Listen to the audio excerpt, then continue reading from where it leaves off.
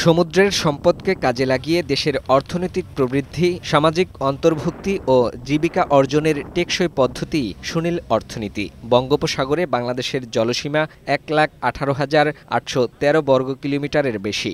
বিপুল এই জলরাশির সম্পদ পাল্টে দিতে পারে আগামী দিনের জ্বালানি নিরাপত্তা সহ সামুদ্রিক অর্থনীতির চেহারা।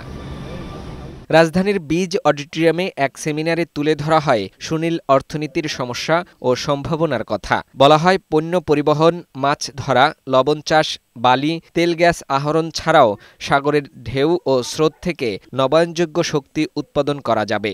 আগামীর পরিকল্পনায় সমুদ্রকেন্দ্রিক অর্থনীতির ওপর গুরুত্ব দেওয়ার কথাও বলেন বিশেষজ্ঞরা। বাংলাদেশের ব্লু ইকোনমির পোটেনশিয়াল অনেক আগে থেকেই রয়েছে, কিন্তু বেশ কতগুলো জায়গায় যেটা আমাদের সমস্যা রয়েছে, শর্ট টার্ম এমফ্যাসিস দিব, লং টার্ম কোনটাকে এমফ্যাসিস দিব, এবং এই একটা এরিয়া দিয়েই কিন্তু বাংলাদেশের অর্থনৈতিক অনেকগুলো চ্যালেঞ্জকে মোকাবেলা করা সম্ভব। অনুষ্ঠানে নৌ পরিবহন উপদেষ্টা ডক্টর শাখাওয়াত হোসেন বলেন, রাজনৈতিক সদিচ্ছার অভাবেই ঘুরে দাঁড়াতে পারছে না এই অর্থনীতি।